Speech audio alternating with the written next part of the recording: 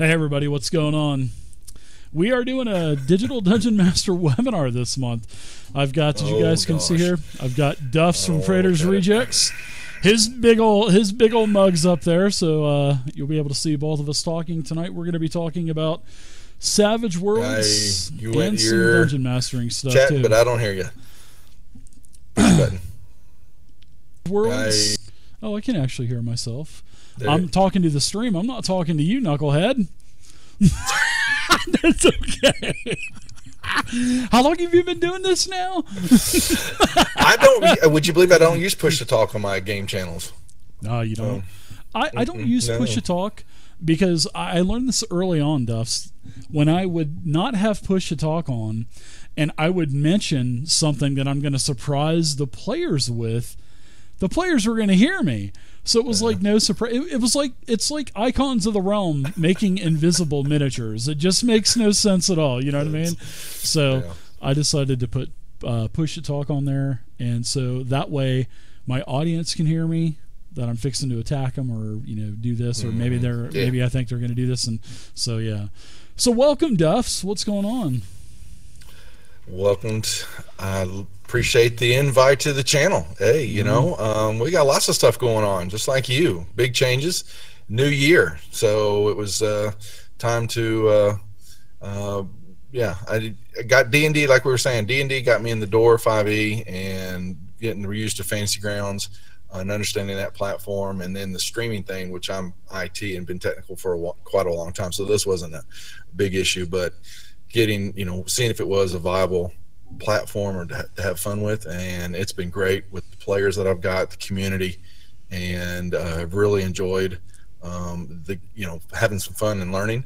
But now, a year and a half now, which has been kind of under my belt. Like I said, learned a lot. Need to make a few changes, some new content, new things we're going to try to roll out with some friends and some of the players that are participating in the games that we're getting involved. So yeah, we'll chat about it. It's just love playing the game. Been involved for so long and getting to hang out with guys like you. I know, man. So, how long you been in? How long you been playing D&D and other tabletop games? 81 would have been playing longer than I have. When I moved to Midland. Walked away from the junior high scene and the long hair and the pot smoking, and had to find something else out there, and got introduced to it with a couple guys, and went to a little con that was at a school there.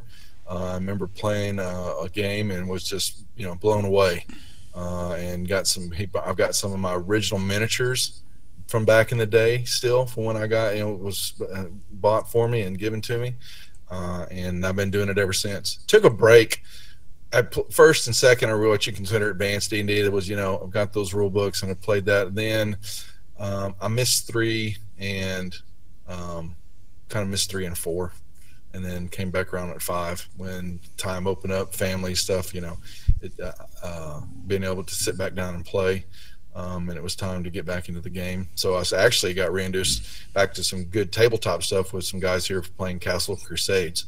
And then when 5e started rolling out, the same group wanted to switch. And so we made that move and did a little playing. And then I said, I need to get back behind the screen. And so I kind of took over the game. I was doing that for about 6 months before I picked up the streaming side. That's cool, man. Yeah, when I first got into Fantasy Grounds years ago, it was because of Castles and Crusades and Savage Worlds. I had stopped playing around the time EverQuest came out, and all the guys that I played D&D with, we were like, oh my gosh, we don't ever have to roll another dice again. We don't. All the adventures are already there. We don't even have to plan anything. We don't have to do anything. So that was actually really cool. But then as we were playing, we kept saying, wow, we miss getting together, and we miss the bantering, and we miss the eating the pizza stuff and everything else. So so I got back in right at the tail end of 4th edition when Essentials started coming out, which actually I really liked. I love 4th edition, but I think Essentials was really good for 4th edition. But then they just abruptly just ended it. And this public playtest for this new D&D Next came out. So, right. But it's been D&D 5e all the way for me. And I think that's one thing that we're going to be talking about tonight is, how everybody just adores 5e, which I do too. But as a DM, that's all anybody wants to play. Yeah. And you as a DM, you do get burnt out by playing too much of one game. I mean, it's happened to me. And, if it wasn't for running The Lost Mine of Phandelver and The Tomb of Annihilation, I really enjoy those two stories. This is my third time running Lost Mine of Phandelver. And if it wasn't for those two, man, I'd probably be pulling my hair out right now playing more 5e. That's why I want to get more into the Savage Worlds, the Call of Cthulhu's. I'm even wanting to, try the new Pathfinder 2nd edition when it comes out. I'm super excited about that. I think it's going to be more. I think it's not going to be as rule friendly. I'm sorry, I don't think it's going to be as rule light as 5th edition. I think it will be more of something like, I don't want to say it's going to be a spitting image of Starfinder, but I think it's going to be pretty close because of how popular Starfinder's become. I mean, they're already on their third printing of their core rulebook since August, so that's pretty successful right there, if you ask me. Because a lot of core books don't even see a second printing, so to see a third, that's pretty darn good. So, but I know that since you've been streaming for the almost 2 years that you've been doing this, I know you've predominantly done nothing but 5e. I mean, are you in the same boat as me? Do you feel like you need to take a break as a DM from a particular rule set? Is it just me? Am I just insane in the membrane, or what? Please. Yeah, you have to. Because learning the rule set, I dive right back into it in the real life stuff. And then the Fantasy Grounds came about because we wanted to stream. We wanted to actually have a TV for a game board and allow the one guy that was traveling a lot to be able to see what was happening in the game. So that's what led me to Fantasy Grounds in the first place. And then the group kind of was splintering apart a little bit because of the traveling. And then I said, well, I'm going to go find an online group that I can use this license that I've bought.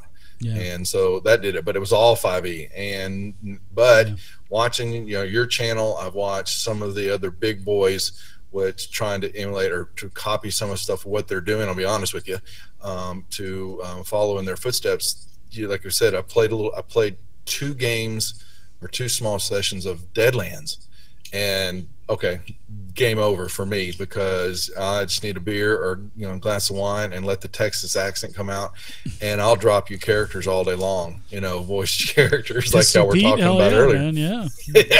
So I want to learn that, but I understand it's a completely, get my head wrapped around that rule set is going to take some time.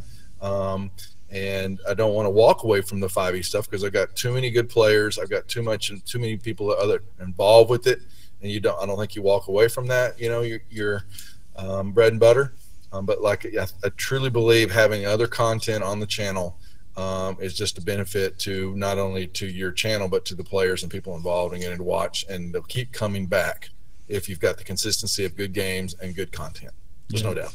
Well, do you think it could be also, if you drop the big bomb on your players, because this is something that I have to deal with as well.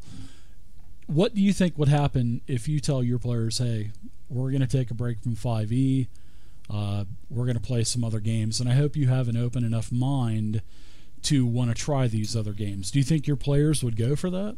Some of them would. There's no doubt. And I've actually already was starting to do this with the sessions I've got now. And was discussions before we would start these last couple of weeks. When I was challenging you, we've got a couple of other gentlemen that I've been working with and restarting the open world, the West Marches campaign, Portal's Reach. And so I have to open up a session or 2 or nights or 2 to play that. Plus a couple of these newer members, the newer assistants, the guys that are helping out, are actually going to start streaming on the channel too. Some of their games. They don't want to do their own channels. They would just they'll just come onto the Praetors Reject side and stream as part of the channel, which frees me up then to now let me go focus on some other content, focus on the new game rules. We're talking about a podcast or vodcast, basically, of a recap of what's going on every week with Portals Reach. Then there's going to be the painting session, which I've got a couple members saying, "Hey, I saw. Look at all the painting stuff back there." Okay, and you're missing. There's a whole bunch. I got 4 sets of paints down there that haven't been touched in almost a year now, and I've got. They're all dried up. You're screwed. You got to buy. Well, I keep shaking them every now and then. Yeah, some of them may be. I love painting. And there's my rig behind there. So it's kind of like I want to get back to that. I miss that tactron feel. The miniatures. I miss some of the tabletop part, and this will allow me to get it back to it. And so changing the content up. But I think, without a doubt, bringing on some other game sets. The players will come on. There'll be some that won't, because it's timing. I look at, they've got families, they've got other things that they're pull them in different directions with time allocations. But I think that if it's enough of a DM and I understand the rule set enough, and that's a big if, why wouldn't they come on? And we need some new blood also in the channel. So the Portals Reach side will allow all my current players to continue on and have access to me DMing some, but there'll be a couple other new DMs that'll be on the channel. They can play at their time when they can get it, when their schedule allows, and maybe they can't make it on a Tuesday night when they're supposed to, but they've got a Thursday night or a weekend open up. We'll have games kind of going all throughout the week, and that'll allow them to get their D&D fix in and still stay a part of the community that we're putting together. That's so cool, we'll find out. Yeah, I know we were talking about last year, towards the end of last year, about creating like a group, but it's just that with a full-time job now and everything else, man, that's why I've had to cut 5 to 6 games out, which is it's saving me in excess of 90 plus hours of preparing, running, video editing, and all the other stuff to upload videos. It's saving me over 90 hours every 2 weeks. What's preparing? All of the prep, like come on, you really I love to prepare. No, I actually put, because I create my own modules. So right. Even though I have all the Fantasy Grounds stuff, I buy it for the monsters and stuff like that, because that's a time consuming thing, is plugging because I don't use the parse program. I'm old school. I copy paste everything. So yeah. So it's actually faster for me to use that, because I've had a lot of issues with parse, the way that modules are created. They're not created the way that parse likes to work. It's in its most efficient way and stuff. So I do all my stuff old school. So I do a lot of preparing, and I just like to do it. So but 90 hours every 2 weeks, man. I mean that's a lot of time that's saved. So that's going to allow me to start working on my world that I have, that I want to start creating. It's going to allow me to do more stuff like this. I mean, in the last year, I've basically lost touch with my community, because all I do is I turn on the stream Thursday, Friday, Saturday, Sunday for games. Right. And Monday and Tuesday, I'm so freaking exhausted.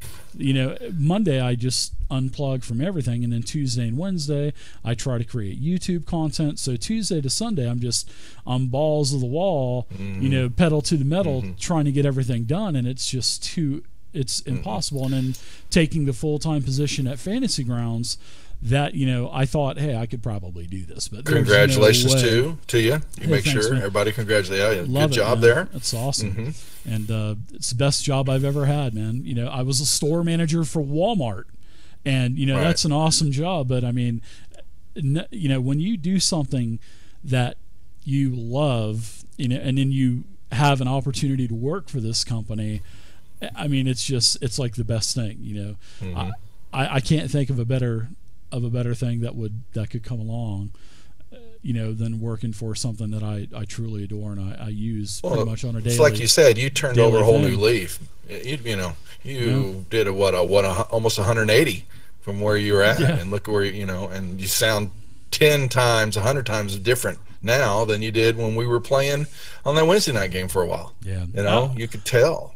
I was just so burnt out, man. You know, I mean, it was just doing all of the games and everything else. But, you know, since I've moved and, you know, now within the last 3 weeks, I've cut these games out. I'm actually getting sleep every night now. I mean, I'm getting like 6 to 8 hours of sleep, which is amazing. And it's been a good change for me in my life. And, you know, I know we're kind of getting away from talking about, you know, the Savage World, but I mean, we're here to talk anyway. So, but yeah, ever since I moved, I mean, it's been a whole new chapter of my life. And I can actually I just feel better anyway. You know, I'm not. Well, it'll show. Yeah, I'm not in a stressful environment anymore. I'm not worrying about, you know, waking up to things being broken in the house. I'm not waking up to, you know, finding a generator stolen or my tools stolen. And I mean, it's just awesome now, man. But we're talking about also last year. We were talking about, you know, we've been planning on doing this for months anyway. I mean, we go back to last year about talking about doing this. Yeah, that's right. You know, we were talking last year about, I've played Savage Worlds quite a bit, and I truly adore the system. And I know that you are wanting to pick it up. Educate me, bro, please. Have you picked up the core book? Here, you can get the core book in like a little book this size. Or well, you can't see it because I'm showing them. Or you can get the big deluxe hardback like this. And I gave Doug all my money. Yeah, I hear you. So okay, he's got it. I bought the whole damn package from them. I hear you. Yeah. I will say this: you can get a soft cover book for Savage Worlds. You can get it for $10 with free shipping on, I think, Amazon or eBay, or you can get the hardback version for like $19. And I mean, it's crazy. And you know, the deluxe rule handbook, it's like GURPS. It's a generic rule set basically. Right. Yeah. I look at the PDF. It was all these different worlds that were all into it. Yeah. You know, with the little tweaks. Yeah. And you know, and the great thing about it though, Duffs, is once you and your players learn how to play Savage Worlds, you can play any of the settings. You mentioned you played Deadlands. You know, the only thing that's different between core Savage Worlds and Deadlands is the grit factor that's inside Deadlands. Grit's just in. It used to be part of the core book, but when the new edition of Savage Worlds came out, they put it out and they just kept it in Deadlands because it works so well with it. But there's all kinds of other things. There's, oh man, and you were Pittsburgh Steelers. I was hoping you weren't going to show that cup because you know that I am a Cleveland Browns fan, and you know. You got one of our tackles. Yeah, technically we're supposed to be enemies, but we are supposed to be. We are. So we'll have that rivalry going on during the season. So yep, we'll have to make some nice gentleman bets. I was brought up to hate the Steelers, the Bengals, and I was also brought up to hate Ohio University because everything was Ohio State. Exactly. Because I was like an hour from Columbus, so anything that's not Ohio State, And I was also, definitely told to hate the Steelers and the Bengals, and from there, your favorite team was anybody playing the Steelers. So, but now I actually I'll tell you what, since I've gotten older, I actually like the Steelers, and I like the Steelers because they're so consistent. They've had two coaches in the last 40 years, or three coaches in the last 40 years. I mean, to the Rooney family, hats off, man. They got one of the best organizations in the league. They're always consistent. They may have a bad year every once in a while. Their fans they're not like the Eagles. The Steelers fans are nowhere like the Eagles fans. The Eagles fan can have a bad year, and snowballs and beer bottles will be thrown on the field all year long. Well, they won the Super Bowl, and still happened. I know. But the Steelers fans, they're always dedicated. They're always waving those towels, man. And it's it's like the Browns fans. They're always so dedicated, even though the stadium's not filling anymore. It's not selling out like it used to. But the most of the fans are still loyal, and I always love the Browns. And we are taking applications for being a fan of the Browns. And one day we will have our Patriots dynasty one year.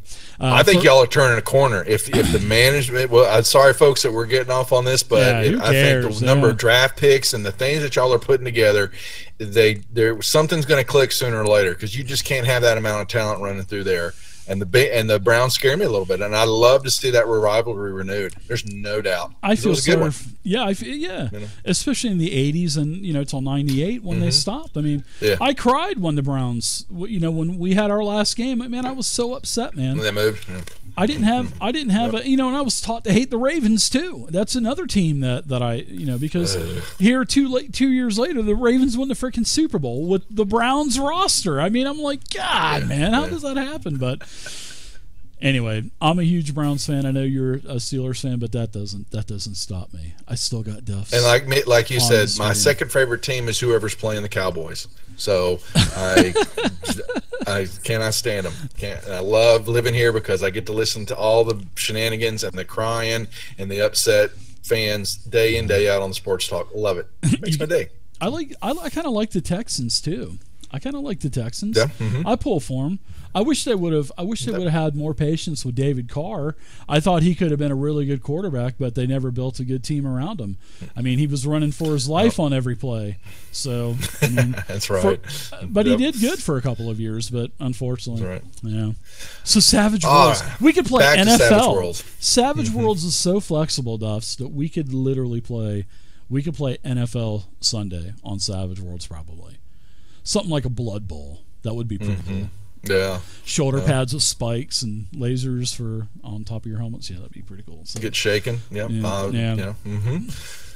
So educate me. Tell me more about it.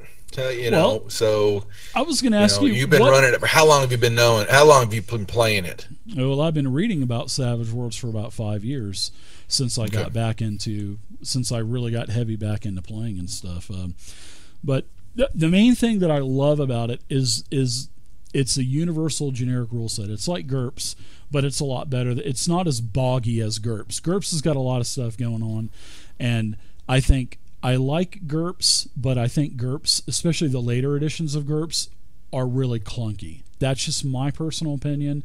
It's not right. It's not wrong. That's just my personal opinion. But I like Savage Worlds because it promotes, just like it says on the book, it's fast, it's furious. And it really is.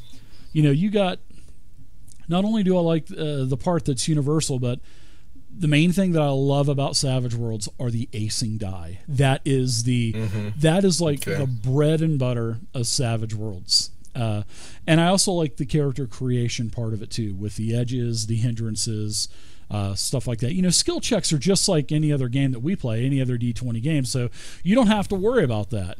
Skill checks are great, but the thing about skill checks with Savage Worlds is if you're not proficient in that skill, you get a -4 to that roll automatic. I think that would help 5e a lot better if there was some kind of penalty, because let's face it, anybody can do a medicine check.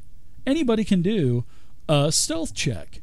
It's the proficiency that puts you over the edge. And what was that? Oh my God, a black cat just crossed my path. Cats, yeah. I am in so much trouble now. I got animals all over the place. Dogs, cats, man. So I think that would help. That's okay. I was like, saw that black cat. I was like, oh my God, that was just in one of my adventures, I think. It's lucky to have a black cat around. You gotta have one. I'm screwed. Thanks, Duffs. I appreciate it. Now some scarecrows my miniatures are gonna come to life and now kill me live on stream. Oh God! And the name is Onyx. I mean, Onyx. Yeah. So I mean, if you're not proficient in Savage Worlds, you get a -4, and every target number. No matter if you're attacking, 4, isn't it? If you're attacking with a bow, if you're doing a skill check, except for if you're attacking something in melee, then you go against their parry, which is usually lower than a 4. But I think that would be better in other rule sets. Now that I've played a bunch, I think that a negative modifier, because it's just too easy in skill checks for 5e for the most part, especially with double proficiencies and everything else. So that's one thing that I like about Savage Worlds over 5th edition and skill checks is I like the -4 modifier, because if you're not proficient in it, why should you have the same chance of success or almost the same chance of success as someone that is proficient in it that has a +2 bonus at level 1? I mean, it just doesn't make sense. But the -4 modifier, love it. I love it. And the DC4 is great as well. The DC4 for everything. And if you get a raise, it's 4 over. So if you guys see the cats are, dude, you're like the old cat man. You're like the old. There's no old cat lady. God, you're the old cat man. Yeah, they just had to show up while this is going on. I'm like, God, I'm waiting for the dogs to bust down the door. My German Shepherd to come up here because I'm talking. They're like kids, man. They want attention. They're like kids. Yeah. Anytime you get on the phone, they're just craving for attention because mom or dad's on the phone. So. He's back there having a hairball. Yeah, and then I like how on the skill checks in Savage Worlds how GM Babunski said I got a nice shirt. I got a Starfinder shirt on. So yeah, I like it. Hey, and you can get this on the Pathfinder website. What do you got? Flynn's what? Flynn's Arcade. What's it from? I have no clue. You know? I don't. Tron, baby. Okay. Tron, baby. Okay. Got it. No, I haven't seen Tron since it came out in the 1980s, and I haven't played the video game since the old Atari video game. Which actually was a pretty awesome game, especially the cars where you had to try to outmaneuver your opponent and blow them up with the wall that you created. That was pretty fun. So. But to get back on the skill checks, when you get a raise in Savage Worlds is 4 over the DC. So you're successful with the DC 4, you get a raise and an 8. And whenever you get a raise, most of the time, all of the pre-made adventures will give you other information or something else to give the player as a bonus. Say, for example, we'll say that your rogue picked a chest. So successful DC, you rolled an 8. As your 4 success, you open it up. But as the 8, as you were kind of meddling around down there, you find the false bottom, and then you find the ancient map. So yeah, I like that kind of stuff. And you can actually incorporate that into 5e too. So if you go and sometimes they do this, if you go 5 over or if you go 5 under, something bad happens.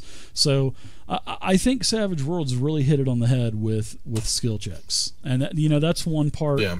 Of Savage Worlds that I really like, besides the acing die.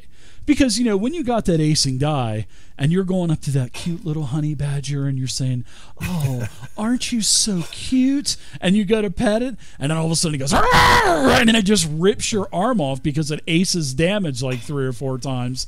And now you're taking 4 or 5 wounds worth of damage. Right. You're screwed. Because, that's...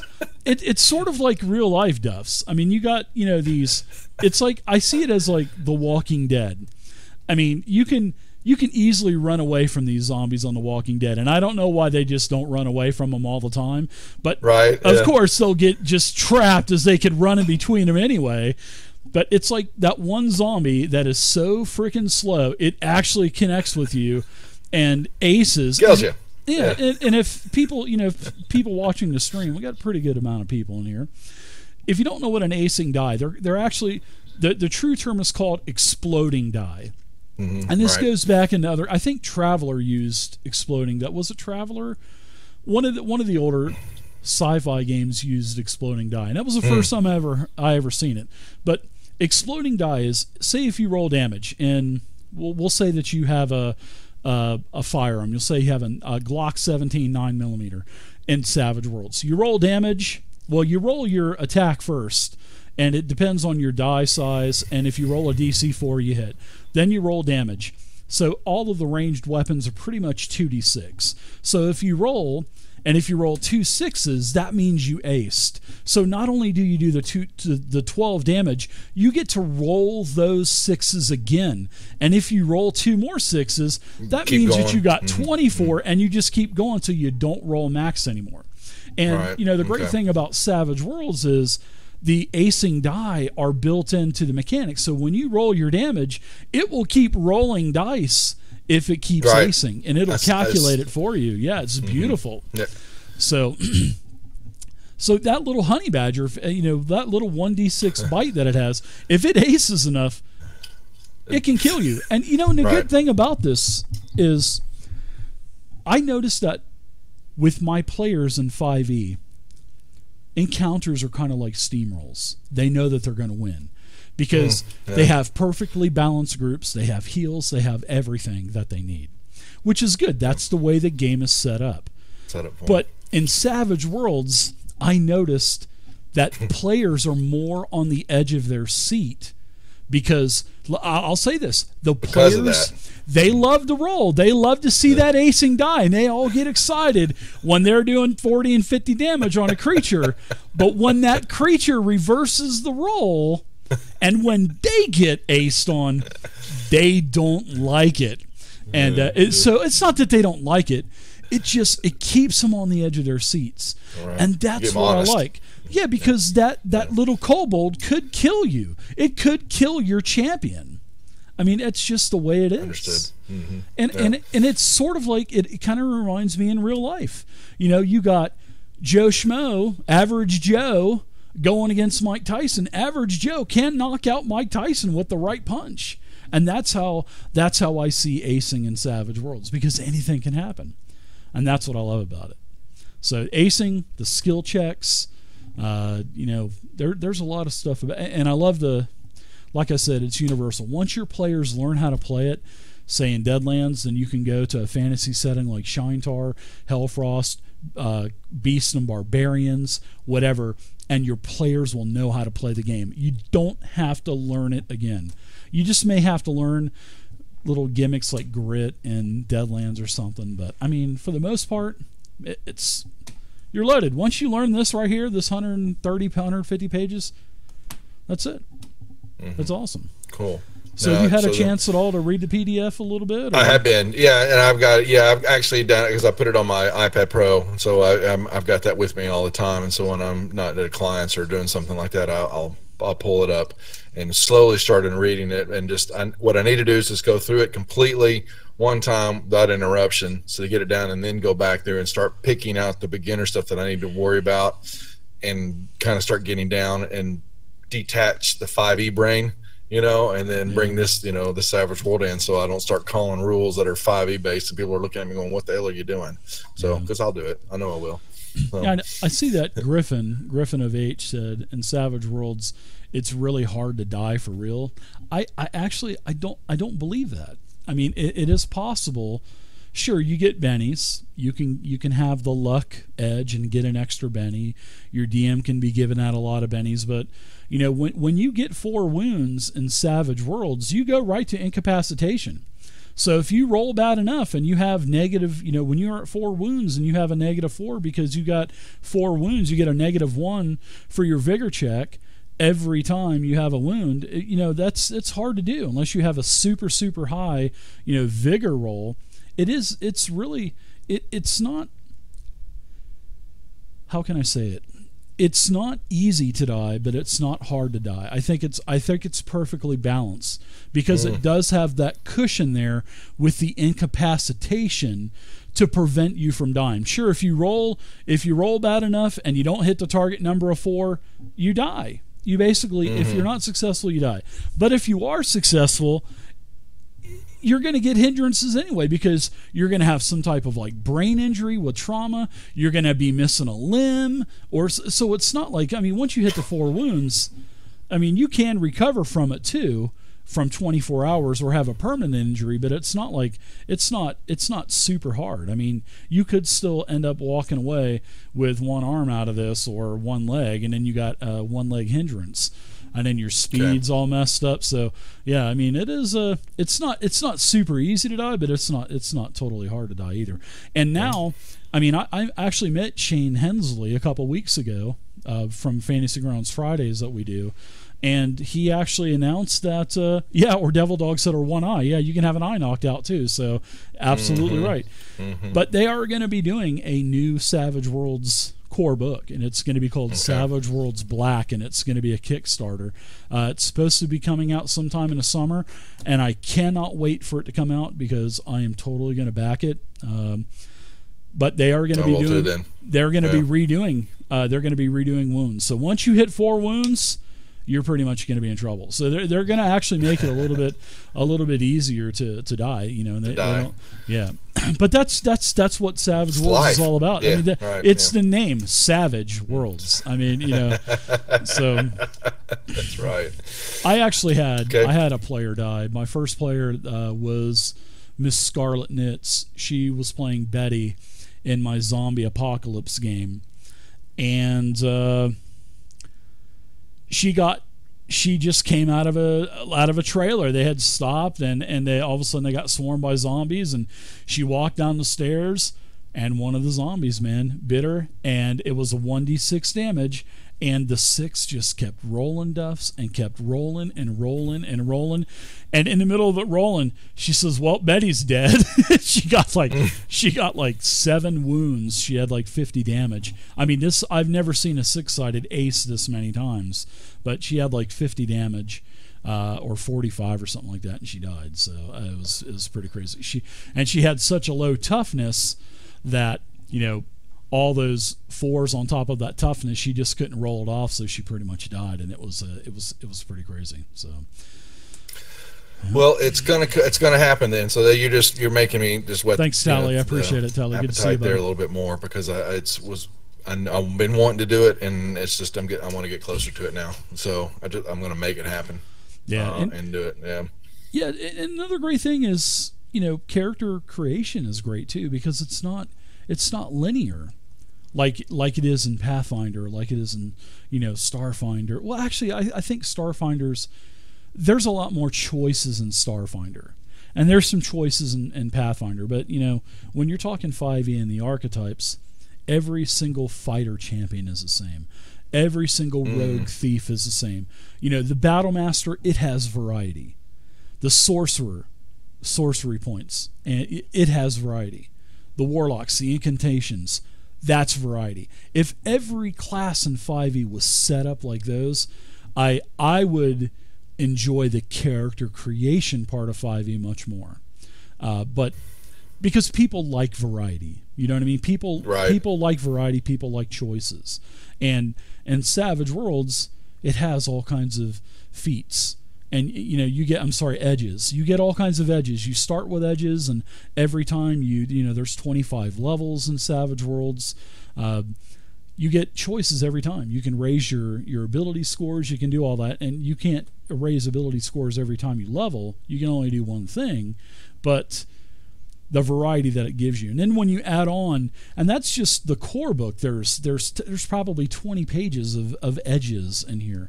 And then, for instance, if you add on Deadlands, then Deadlands, the core book, has a whole bunch more. You know, cowboys and Western stuff, and, you know, and the great thing about Deadlands is Ghost Rock, man. Trying to find that Ghost Rock, you know, and that's what I like. So I do want to play Deadlands again. I've read the Last Sons. That actually sounds like a really good plot point campaign. But before I run Deadlands, I'm going to run 50 Fathoms. I absolutely love 50 Fathoms. It is a pirate type of game. And Shane actually says in this book that this was probably his best plot point campaign that he ever wrote. And it brings in, you know, 16th and 17th century names from real Earth. Like, you know, you got Blackbeard, and you know, it has a lot of those big names, and then it has a lot of lore. Yeah, it has a lot of the Spanish lore, and, you know, the English lore, and you know, it's great. I like it, and then it's fantasy as well. And yeah, I don't know if you've ever checked out 50 Fathoms, but that's a good one too. I'm going to go back through and look at all that book and just look at all the different settings that are there. Why not? There's so many settings. You know? Yeah. I mean, just Pinnacle alone has probably 20 or I mean, there's another one called Pirates of the Spanish Main, which was actually like a cardboard miniature game of ships.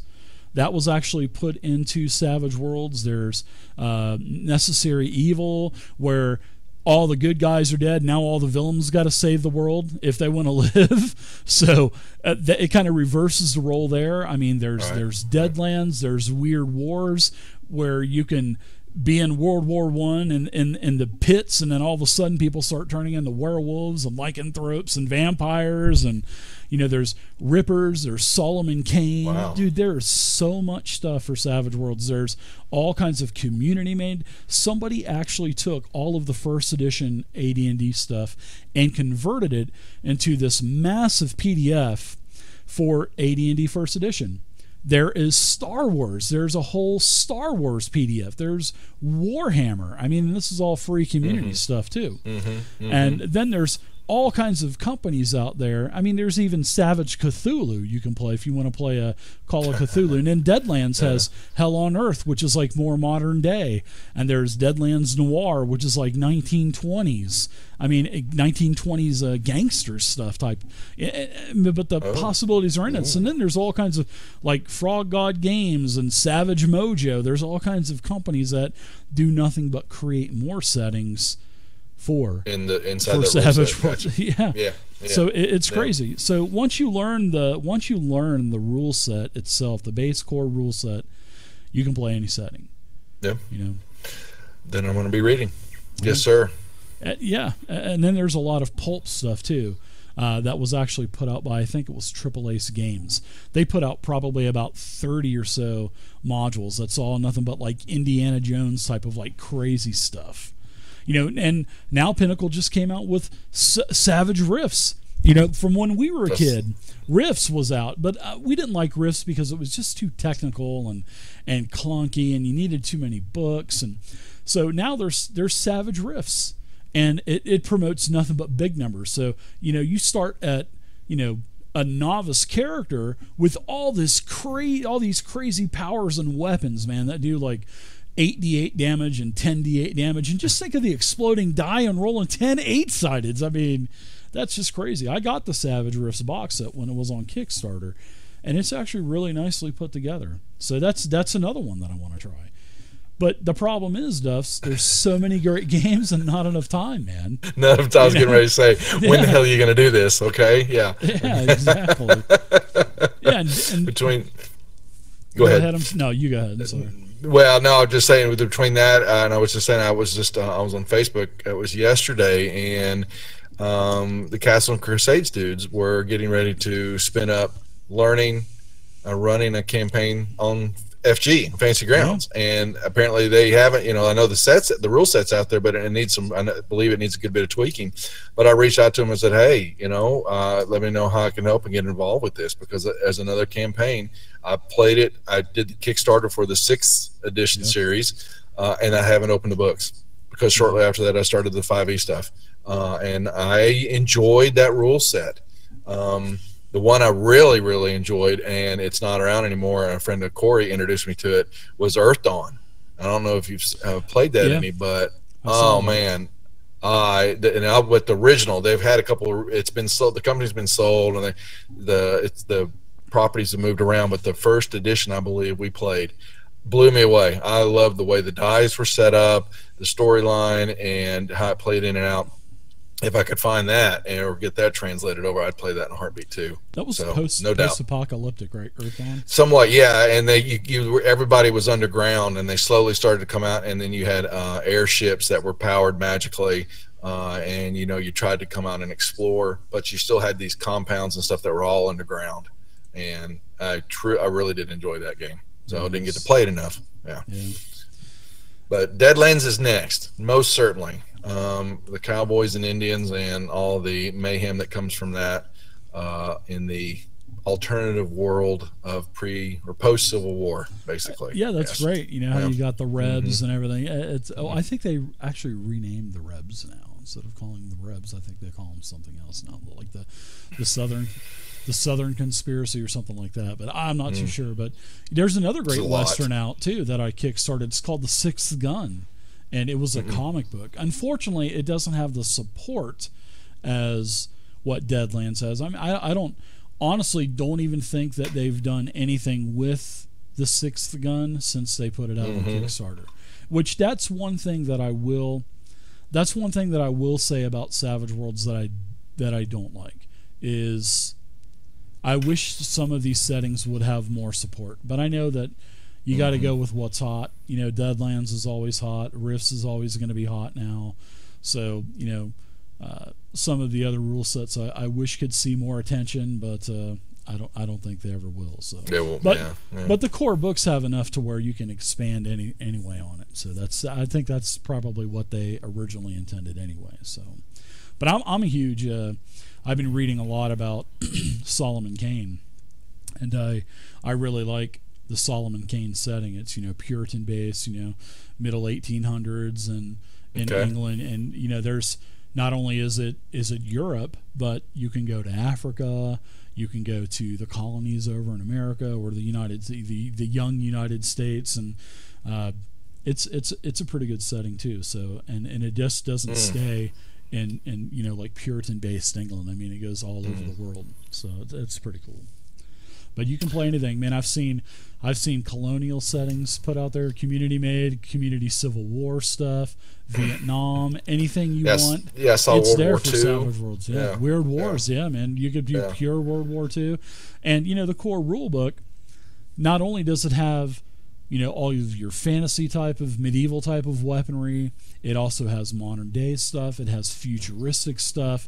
It has God knows how many vehicles, whether it be modern day cars, planes, ships, and it has everything like chases and stuff like that, mass combat.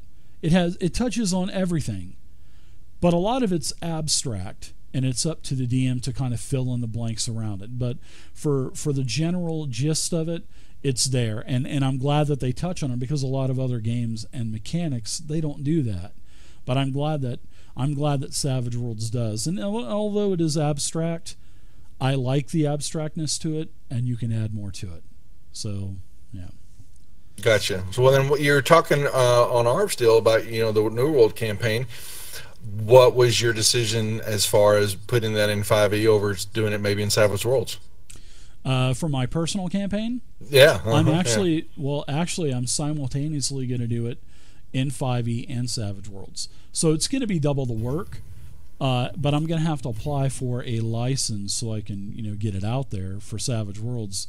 But I just like, I like the two settings, and I think that there will be some challenges, especially in customer creation, because of everything is going to be not linear in the 5e version. I'm getting rid of 10 levels. I'm only going to have 10 levels in my campaign. I'm getting rid of archetypes. I'm just going to have the 12 core classes, but I'm also going to add some other classes as well. But my classes, every time you level, the way that I'm going to set it up is at level 1, you'll have a choice of 20 different features for your class. You'll get to choose 3 or 4 out of that list of 20. And then when you hit level 2, you'll have another 10 or 15 items to choose from. And not only is it going to be fighter-based stuff from, it's going to also have stuff that you could pick. And I'm also getting rid of multi-classing as well. But the way the way character customization is going to work in my game, I'm going to be putting other things in from other classes into as options to, like you may be able to pick up rage down the line as like maybe a fighter. Once you get higher level as a fighter, you can pick up rage because you've been a fighter for so long, and you're going to have that capacity to actually, go into like a barbaric rage because of all the other battles that you've seen.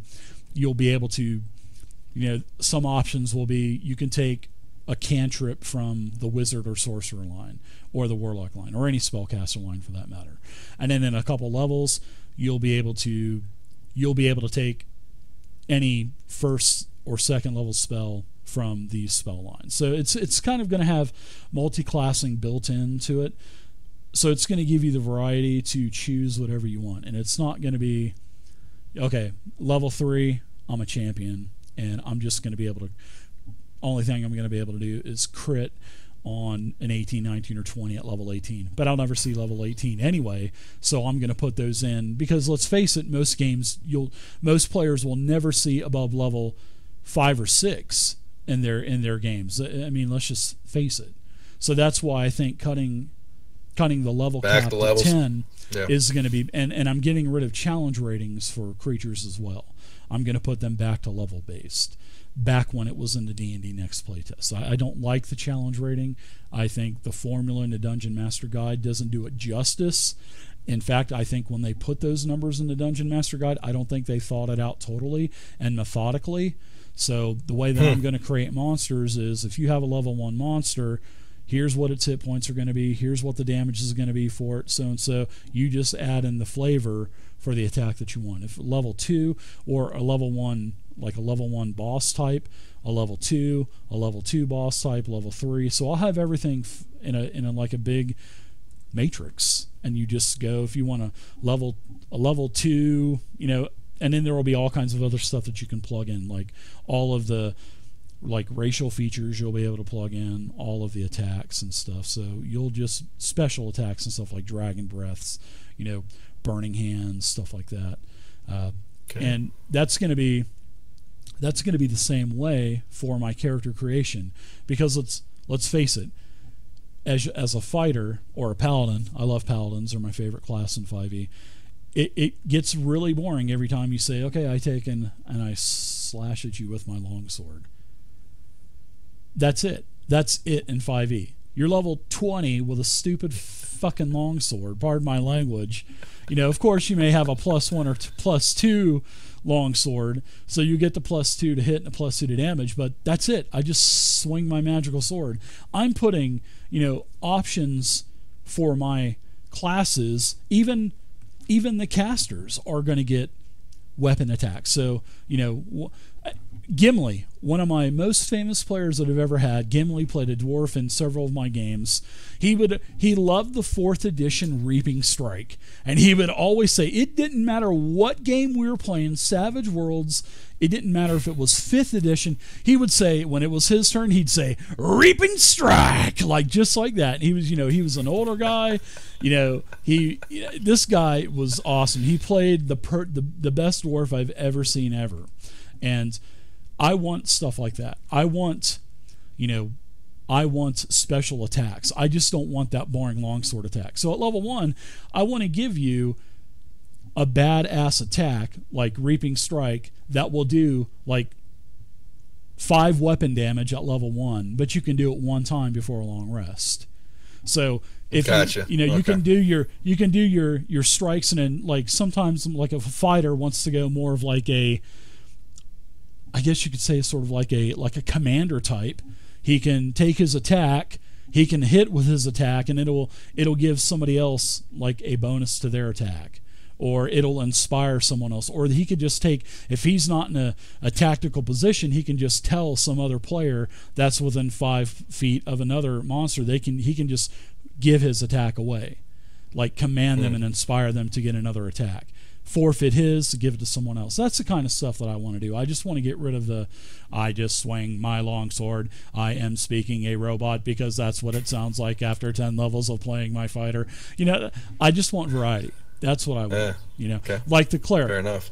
Like something like an inspiring strike. I mean, these are just names that I'm just coming up off in my head.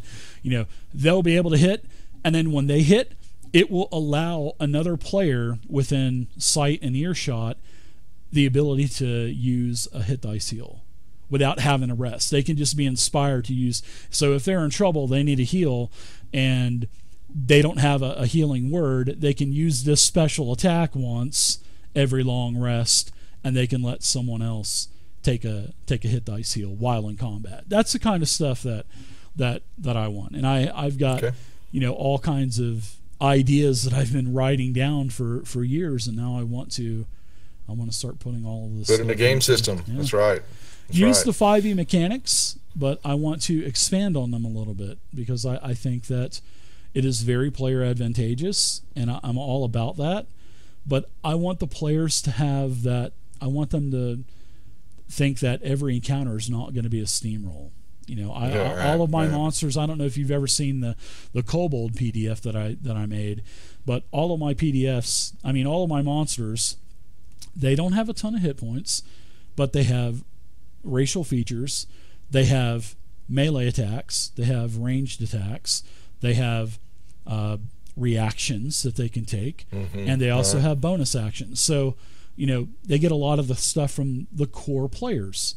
So this kobold can take advantage and have sneak attack from, you know, the assassin. So you can take like the assassin or the Valkyrie that I have that has a lot of area of effect shouts that gives the other kobolds around them temporary hit points. You know, it will kind of take some of the armor class away from the players. That's the kind of stuff I want more challenge. I don't want it to be where every encounter is going to be the end all be all, and they're going to have to blow every spell. They're going to have to use every racial feature, class feature that they have, and then they're going to need a long rest after every which long rests are another thing that I'm going to take care of in my game too. Yeah. So after every combat, everybody wants to take a rest every time. So I'm going to be addressing that as well. I'm going to be addressing mass combat. I'm going to be addressing all kinds of stuff. But that's just stuff that I, want to do. But I think that the way that I'll do it, it'll still have the rule light feel to it. But there will be a lot more options for players for character creation. The monsters will be much more challenging. And another thing that I want to eliminate, I hate encounters. I had an encounter with 70 orcs in it one time. And it was, fireballs are just going off everywhere. So let's get rid of the inevitable. Let's quit shoving more freaking monsters at players to make it more challenging. But in all reality, all you're doing is just prolonging the inevitable. And you're cutting back on story that you could get to. So, because you only get to play once every week or 2 weeks, so that's right. Why don't you make an encounter a little bit harder, have the creatures a little bit harder, have less monsters in the encounter, so everything can move smoothly on. And another thing I'm going to be incorporating in my game is I'm going to be stealing this, blatantly saying I'm stealing it from Savage Worlds. If you're not proficient in a certain skill check, you get disadvantage, man. I'm on the disadvantage fence, but I think disadvantage may be too detrimental. So I think a negative modifier might be better, but I haven't tested it yet. But I'm just in that camp of, if you're not proficient at it, why should you have almost the same chance as someone else of being successful? I started my games where I had read some along the same lines, and I started them, but I didn't hold true to it because I was moving forward fast with all the games. If you weren't proficient in the ability, you couldn't even roll it. I like that too. I have that down on the list. It's either no chance at all, either disadvantage or a negative modifier. Those are the choices, and I need to test it. Yep. But I just want it to be a little bit more challenging, and I'm going to be implementing skill challenges back into 5th edition too. So, if you are going to be doing a long rest, well, guess what? It's skill challenge time, because you've got to fortify yourself in some more, because all of those orcs are now trying to get into this room to get to you. So you need to do a skill challenge to make sure you keep those orcs out for 8 hours. So I think that's the way I'm going to do it. So, I like it. So when are the rule sets coming out? Because I'm going to pilfer them. I think I got a couple of my guys in the channel from the Portals Reach stuff, and I'm like going, pay attention, guy. I think Matt's in here. Maybe pay attention, because I want to incorporate some of the rules, because I want the West Marches stuff. It's the same thing you're saying. We were incorporating all the rules, and we were overthinking it, and so we were streamlining stuff back. But I want to make it different. And I think the tweaks to the game, and some of the stuff you're talking about, is paramount in that. It doesn't need to be cookie 5e cutter, game. I don't want it that way at all. Yeah. But I still got to get comfortable enough with the rules and make sure the players understand that too, and they're coming into, because my games, have all been, it's me on screen, but it's been nice, no cams for the other players. But I want them. The next big stream for me on Portals Reach, I know for certain, is going to be a full cam game, because I want to get in some of the role playing side now, because I think we've been too much on the gaming and the murder. And my players aren't really murder hobos. I won't put it that way. But the combats go for it, like you said. The combats go too quickly, and I'm like, oh, okay, well that didn't go out the way I thought it was going to happen, and so that's on me now. I need to tweak those modules, those encounters. But with the Portals Reach stuff, I got a Wild World open game system here and platform that we can tweak and make it much more interesting. So they just don't plow through the monsters, but we've got to have some RP to go along with it. Yeah. So. Yeah, that's, and it just goes back to our topic, is Savage Worlds. I mean, I feel that there isn't that problem in Savage Worlds. I mean, if you put 10 orcs against a party of 4 people, they're in trouble. I mean, I don't care how easy those orcs are. they're going to be in trouble, because that's just more chances of dies that are going to be acing for damage, because they're going to be using two-handed weapons that are probably a multiple die.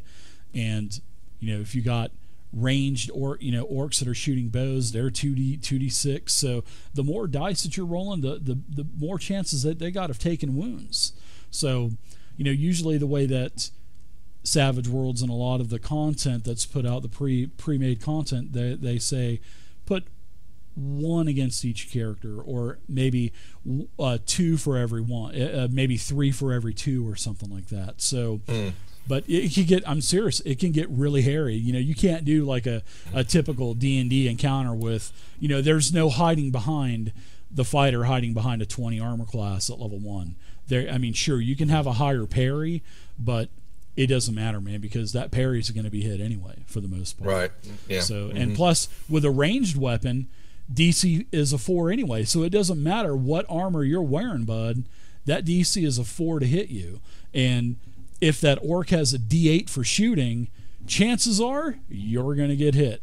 And then every time you get hit, and if you get a raise on the hit, so if you get an 8 or higher, not only do you get to do the 2d6 for the ace, you get to add in another d6. So you're not just getting 2d6 on you now for being aced on, you're getting 3d6. So there's just another die that's added in there that can ace as well. So that's why I like Savage Worlds, man, because shit can go south really quick. What's like the average on, for, I know once you take the success, or you start taking the wounds after you've been shaken and all that, how many wounds do normal characters have? What's the average, or is there a set? 3. When you go to your fourth wound, okay. When you go to your 4th wound, you go to incapacitation. And in incapacitation, there is an incapacitation table that you roll on. So if you fail the check, you basically die outright. If you are successful, you are stable, but you got to roll again next round or something like that. And then if you roll such and such, you can lose an eye or lose a leg or lose an arm or have some type of brain trauma that's going to last the rest of your character's life. So, it's not easy to die, but it's not hard either. All it takes is one failed roll, and you're pretty much foobar. And you get bennies too, so you can use your bennies to try to soak those wounds to too. Negate, soak it, right? Yeah. Right. But or the chips and Deadlands, right? Yeah, exactly. So, but if you run out of bennies, you're out. So a lot of people don't like a roll. They'll say, I'm going to cash in this Benny. I want to hit this dude. So, but that's what the bennies are for. But the game master is supposed to keep the bennies flowing too. So, when usually after every successful combat, I'll give a Benny back to everybody, or we'll go with I think it's Aces High. It's called the house rule, where if anybody gets a Joker, which is another great thing about Savage Worlds, how you use a deck of cards for initiative instead of rolling dice, and every round you draw new cards. I love that too, because everything is always moving around. So yeah, it's great. It's a great system, man. It's generic, but it's just ingenious how it was all just put together. I just really like it. It's not your typical D20 system. It just isn't. It's not your D&D or your Pathfinder or anything like that. Well, when are you ever rolling a D20 in it anyway? The only time that you really roll a D20 in Savage Worlds is on like a GM table or something for maybe like a treasure or something like that. The highest die is a 12. So if you put, if you put a D12 into your shooting, you can actually go over a D12 for your ability scores, which there are only 5 ability scores in the game.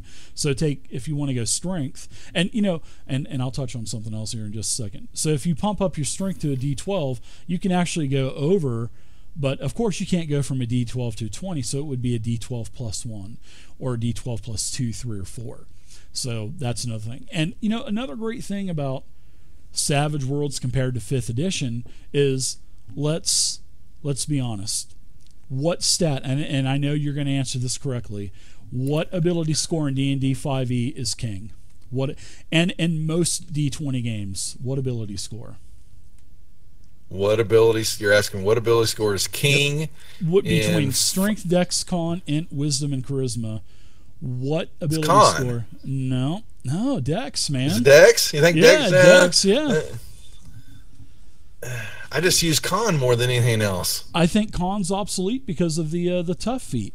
Because you can get more hit points that way. You can get 40 hit points from tough for 1 feat instead of spending, I go back to like dog is, well, Jack's saying, if I play devil dog, tell you every time I'm rolling stuff now, their deck saves and their rolls are just silly. Why am I even throwing the stuff at you anymore? You're going to win. That's true. I see what you're saying. Well, it's not that way it's not that way in Savage Worlds. You need all of your ability scores. Strength, that goes for your melee damage. Strength goes for your encumbrance. And if you don't know how encumbrance works in Savage Worlds, it's nothing like 5th edition. 5th edition, you can carry everything in the kitchen sink and half your house. And if you're a dwarf, you can carry the whole damn thing. But in Savage Worlds, you only get to carry 5 times your strength die. So if you got a D4 strength times 5, you can only carry 20 pounds of encumbrance. And and that makes sense to me because you're weak. You shouldn't be able to carry the whole entire house. Yeah, right. I hear what you're saying. Yeah. Mm-hmm. So strength is very important. You have 5 score. You have 5 scores. You have your smarts, which is basically your intelligence. You have to have skills. I mean, you have to have, and smarts are based on, well, skills depend on the ability score, but a lot of knowledge stuff is all intelligence based. Well, smarts based, and that's just the great way that this is set up. And other ability scores that you got your, I think it's agility. And yeah, it is agility in Savage Worlds. Agility is everything about your attacks. So your melee attack is based off of agility. Your shooting attack is based off of agility. And you also have vigor, which is sort of like your constitution. You have to have vigor because you're going to be rolling to get rid of wounds all the time with vigor checks. So you have to have vigor. And spirit, if you want to get rid of that shaken without using a Benny, you got to make a successful spirit check. So I can't tell you how many times I've had new players of Savage Worlds take all of their dice and just put it right into agility to get the big attacks. So sure, they got a D10 off the bat or something like that, but when it's the first time, let's see if you can get rid of this shaken, and they got a D4 and they got to roll a 4, they're screwed. So it's always good to balance out your scores in Savage Worlds because honestly, you have 4 of the 5 scores that are a must need. Well, actually 3. If you're going to go melee, then you have to have strength. But I mean, or if you're a caster, you have to have more smarts. It's smarts, I think. So yeah, you definitely need to have balanced scores because if you put everything in the dex, you're screwed. Especially if you're a melee, sure you're going to hit, but you're not going to do crap for damage because you get to add in the weapon plus your die type for damage. So if you got a 4 strength, who cares about a 4? I mean, it's like you want like an 8 or a 10 or something like that. But yeah, makes sense. Yeah, makes sense. Yeah, but I mean, you can get all kinds of different edges. I mean, you get 25 advancements, you get 5 XP every level. You get an advancement, then you go from novice, then you go to seasoned, then I think it goes to veteran, and then heroic and legendary. And every one of those ranks just opens up more edges that you can take. And some of those edges get pretty cool. And some of them are actually classes themselves, like Paladin or Avenger or something like that. Or if you play something like Shinetar or Hellfrost that's more fantasy-based, then yeah, there's all kinds of other Cavaliers and stuff like that. So yeah, the higher you get, it's great, man. Did you finish your Hellfrost campaign? We did. We got to it. Okay, you did. Okay. Yeah, we got through it. I remember catching some of that and then was completely lost because I was going, oh boy, I need to read then. But, yeah, we got through Hellfrost. It was a patron game that I had, and I think Savage Worlds would be better for non-patrons because I think the patrons, most of them probably just want to play 5e. That's my opinion. So I felt that maybe a couple of the players that were in the Hellfrost game weren't into it. They would have been into it, like maybe a 5e game or something. So, yeah. But, I think if more people would give Savage Worlds a try, I think a lot more people would like it. That's just my opinion. We have a mission. I had for a long time, ever since I was a kid, up until about 5 years ago, I had that Victorian lampshade on around my neck. I didn't see anything but TSR or Wizards of the Coast. And if I did see it, I was like, garbage, crap. I wouldn't even give it a try. But now that I've been doing this and I've tried more games, I'm like, wow, there are a lot of awesome games out there besides just D&D. And like I said, I'll always be number one true to D&D. That's what I grew up on. It's the face of the industry. When people say, hey, when I was meeting people at the game store, we were saying, okay, we'll play D&D, even though we were talking about we're going to play Starfinder. That's just the way it is. Let's go play D&D. That could mean anything. Let's go play Pathfinder. Sometimes people say, let's go play Pathfinder, but for the most part, when you go and play a tabletop game, it's like, let's go play D&D. It doesn't matter what you play, because people will see everything you got on your shelf and say, all right, we'll play this or we'll play that. So, Not bad. Not bad at all. Yeah. So, we've been going on for about an hour and a half, Duffs. We'll have to do this again, man.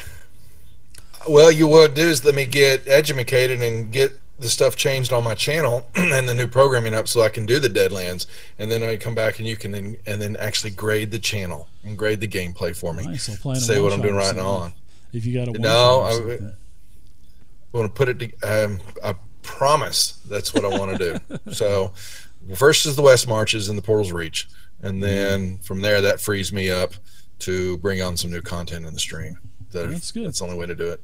Expanding is always good. Expanding is always good. Another.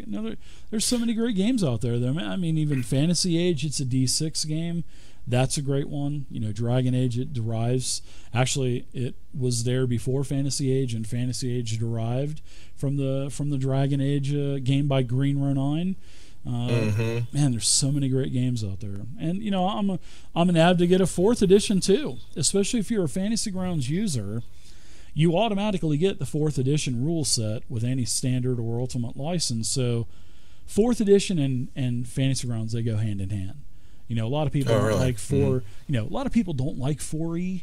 It's just because I think it's just because they read it somewhere that somebody else didn't like it. It's too video game-ish. It's trying to be like, trying to be like a video game or something. What was that? That's me getting. That's Jack. Sorry, I got some gems. Got some subscription on the channel. Woo! It's like during ARB still, man. Boom! Thanks, Jack. We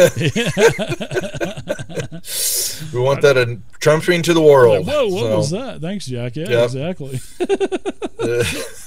But yeah, I mean, try other games. That's all I can say. And well, we'll bring it to the channel, and your channel too. I think like you said, like we were talking the other night, and since you've been at this much longer than myself and others, and what you have seen happening with the streaming and the games, and how much it went. A handful of you were streaming D&D games and all that, and look at it now. But it's it's all 5e. How much is out there outside some of the bigger channels? Like I was chatting with a couple of other viewer here. The Wild Cards, which is the Deadlands on, I think it's a Saving Throw channel. But how many out there are playing? Is it what's the percentage of other games over the 5e? Little. Of 70 or 80 stream. I mean, when I started, it was myself Thursday nights and Rob's game group, and another channel that was doing Pathfinder, and they don't. And these channels don't even stream anymore, I don't think. But there was just us 4, and now there's at any time there's 70, 80 games being streamed, and it's all 5th edition. I haven't seen anybody. When I look, I don't see any Starfinder. I think I was probably about the only one running Starfinder. Savage Worlds, I never see anybody running Savage Worlds either. It's just like I said, 10% maybe what you're seeing. 5E's 10%. That includes everything besides 5E, and I think. I think 10% is being generous, Duffs. I really do. I think that's being super generous. But now there's like 70, 80 streams, which is all good. That just tells me that more people are in the industry and in the genre and playing games, and I think that's going to make the hobby last a lot longer, because it was starting to look pretty dreadful there for a while, because of MMOs and computers and the technology with games and stuff. Less people, and I was a victim of that too. So I was there for years. Yeah, less all players. Computers. Yeah, exactly. Yeah. And I think 5E has helped the industry more than what anybody can give it credit for. I really do, and especially with you got the Geek and Sundries and and the big personalities that also help the industry, which is fantastic. And speaking of which, your nice interview this morning with Colville. So yeah, I got to meet that Matt. out. Yeah, that was pretty cool. Yeah. So love hearing him talk and the success. Yeah, and I've read his blog and his posting about their studio shopping in LA and all that. It's like, man, he's going to need the money. Kickstarter. I mean, holy cow, man. Yeah. Yeah, but he's going to blow through it there in LA. So the real estate there ain't cheap at all. Yeah. So that's why I love El Paso, brother. That's why I love El Paso. It's cheap. That's right. That's right, and very much so. Well, what anything else, or we talked our ears off enough tonight here? Because I thoroughly enjoyed this. Thing. Oh, I have too. Yeah. I want to do this more. Oh man, I want to do this more. I think it's cool just to turn on and just talk about stuff, and we'll take a couple questions. You got a couple minutes still? I got plenty of time. I'm just making sure running you over. No, you're not. So no church, no church. How about Pathfinder 2nd Edition? Big announcement this week.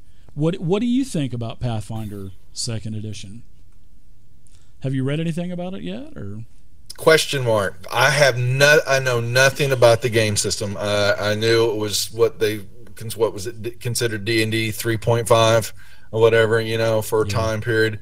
I know it's one thing I know for certain is that it's a super huge game system, very popular.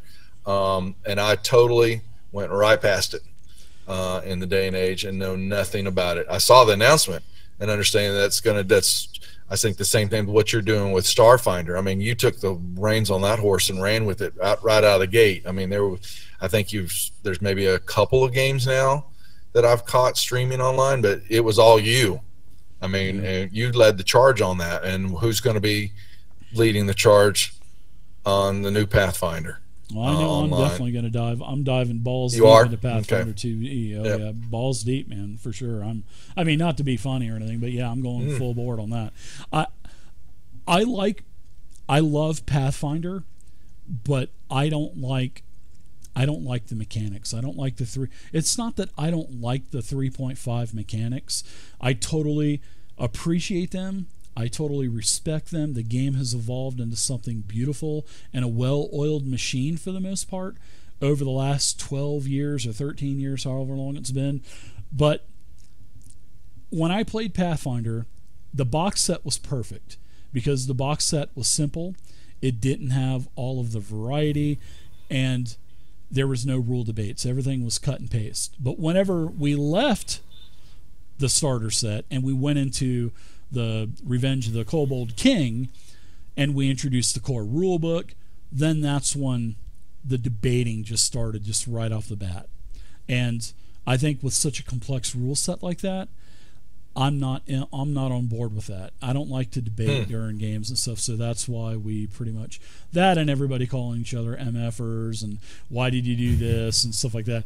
Gimli the dwarf getting everybody almost killed by a gelatinous cube because he thought it was like a ghost or something coming down holding a sword, like a beautiful sword. It was awesome, but I think second edition is number one. I think it's going to be good from a business standpoint. I think it's going to help them financially because I think 5th edition really hurt Paizo. I think they lost a lot of their player base to 5e because of the simplicity of the rule set. I can also, and plus from watching the video, reading a couple of blogs that have actually gotten early playtest material, I think it's going to be a lot more rule light. I think it will. I don't want to say it's going to be a spitting image of Starfinder, but I think the mechanics are going to be more streamlined like Starfinder. But I think they're going to add in some other cool stuff too, and nobody knows what it's going to be yet. But I'm definitely going to go. I'm going full charge on it. Because I love the lore of Pathfinder. I love how Golarion and the Inner Sea, all these areas are so detailed. Each one has like their own gazetteer, their own regional guide with all of the big names, all of the big places, and where to go, the villains, the problems. I mean, it's such a beautifully put together world. I mean, honestly, it blows away the Forgotten Realms. And I know the Forgotten Realms is old and there's a lot of lore, but everything is concentrated in the Sword Coast. But in Pathfinder, you have everything is concentrated on. I mean, there's guides for every single, I think they're called country states or whatever they are. And each one is very well detailed. And that's what I like, because you can just go to anywhere on the map and you can just find tons of lore about it. And then you as a DM can just fill in, they have it to where you can just fill in the gaps all around the main areas and stuff. And that's what I really like about it. I love the detail of Pathfinder. I really do. So I'm definitely going to give it a try.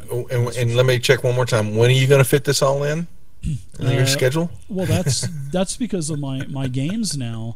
I'm still only going to run 2 games, Duffs. I'm only going to run 2, but I'll finish one of those 2 games up at a perfect and then time. Just spin up another when the Pathfinder playtest comes out.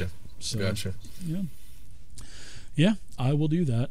But like I've talked with all of my players, I want them to be open-minded and want to try other rule sets, because once we finish Lost Mine of Phandelver, which I love, and I would run that. I would run that all year round.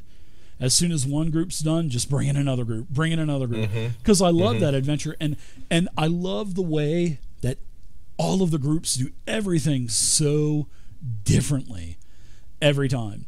So it's not the same Lost Mine of Phandelver every time, and that's what I like about it. So, but I just want everybody to have an open mind, and I want to try other things. I want to do the 50 Fathoms, and I want to do some Deadlands, but I'm not doing big long-term campaigns. This the Tomb of Annihilation, that's the last long-term campaign I'm ever going to do.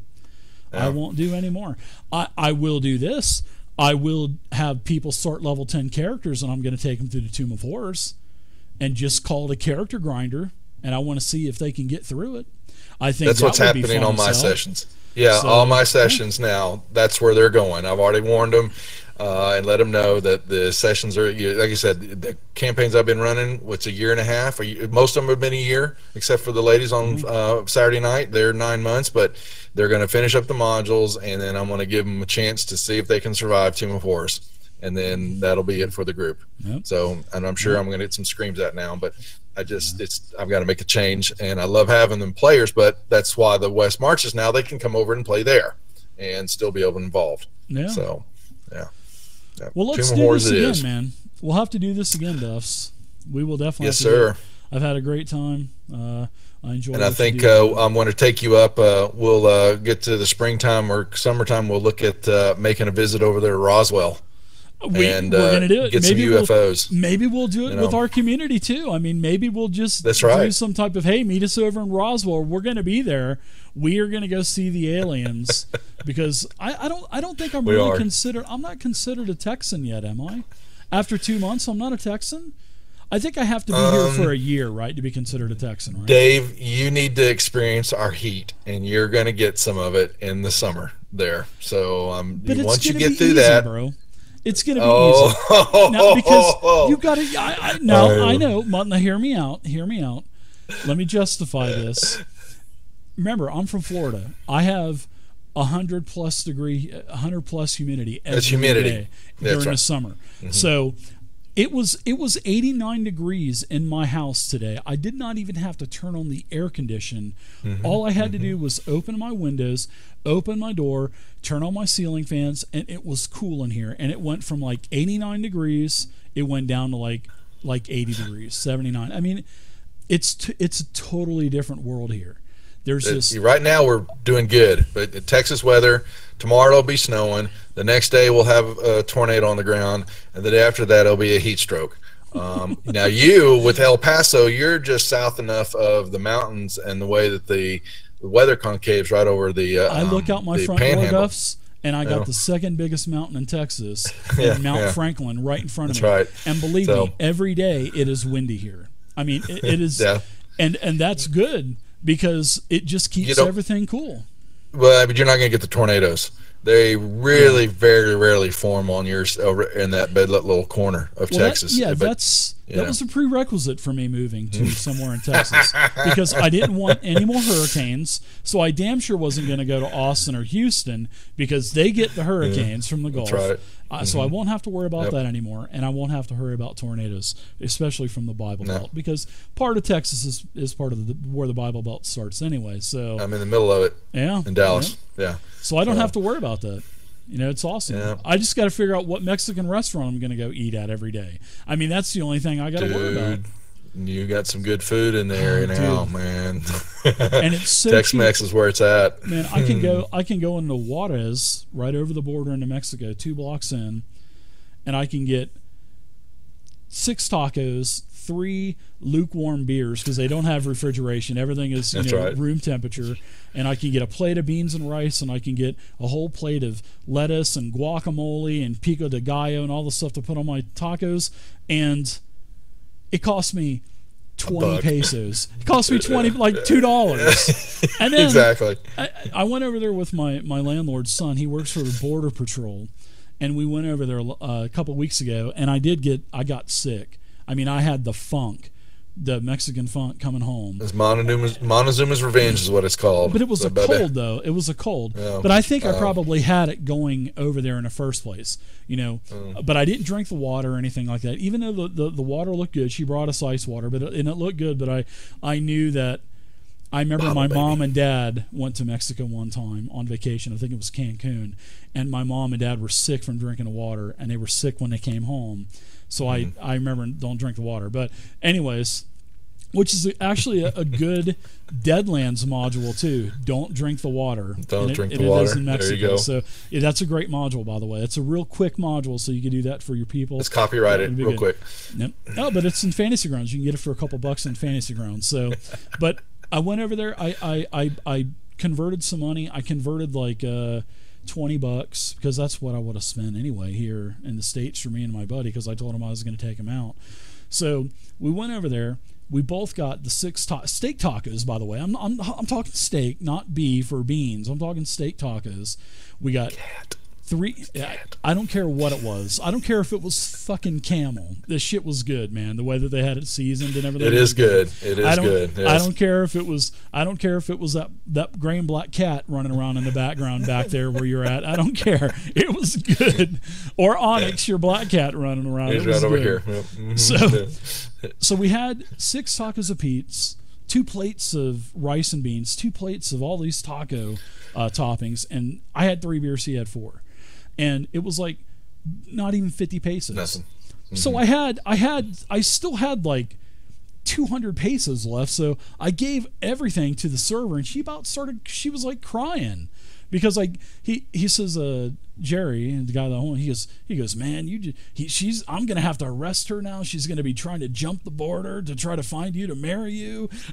So yeah, you can't tip over there. You can tip, but you don't overdo it. That's what I was told. He says that she's going to be fighting everybody else to get us again if we go back in there.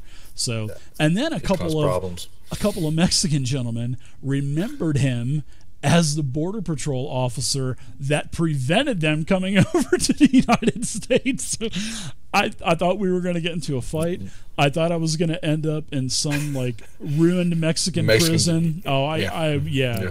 Oh man, been someone's bitch. Because I was watching National Geographic like 2 nights before about this guy that was stuck in a Mexican jail for like 9 years, and he had like dysentery. He had every fucking disease known to man when he got out, and I was like, this is gonna be me. This is me. I'm fixing to get into a bar fight, and if I live through it, I'm gonna be put in jail. So. Well, you're close to it. You just got to be safe over there, man. So that border can be dangerous, man. Yeah, it is. As long as you don't go in, I was told, as long as I go with somebody that can speak fluent Spanish, or as the Mexicans here they call it Mexican. As long as I go over with somebody that can speak fluent Spanish or Mexican, I'll be okay. They won't try to take advantage of me. But never take my car over there, because it will get stolen no matter where you go. Yeah. And don't go more than like 4 or 5 blocks in. So as long as you stay, they call it the American district, you're okay. That's where all the doctors' offices is, expatriate, the pharmacies where you can get everything, where you don't need subscriptions and stuff like that. Yeah. So as long as you stay within the first 4 or 5 blocks, you're good to go. So, but El Paso, the people are great here. I mean, seriously. Mm-hmm. I mean, the people are fantastic. I mean, even if I go into a place and mi español is no bueno, it's not good, but I'm learning Spanish slowly. You're going to learn it. You don't have a choice. Yeah, I'm not ignorant, man. I know I'm not 90+% population here, Mexican people, so I have to learn Spanish. So I'm not ignorant where you're in America, you need to learn English. No, it's not like that when the population is 90 to 95%. So not when we're employing them as our labor. Most of the time you got to learn the language. It's because of a lot of the Americans don't want to do the work that the Mexican population will do. So that's and thankfully we have that to where the Mexicans can come in and do the work that the people don't want to do, because that's how we've got all of our fruits and our vegetables and a lot of other things on our table every day that we eat for dinner, is because of Mexico to the south. So pretty much. Yeah. Once you get done with the Tex-Mex, then it's barbecue time. Oh, so steakhouses too. Steakhouses. Yep.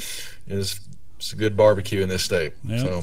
The great thing where we're at, Duffs, is we're in the middle of the United States, man. We can go anywhere within like 8 to 10 hours. Especially you can go to Kansas City pretty quick. Now, I think Kansas City for me is about an 8 or 9 hour trip. But you're on the other. Yeah, it's an 8-hour drive just across the state from both sections. But it's better for me to get to California and Roswell and Phoenix and Denver, and those are all places that I'm going to go.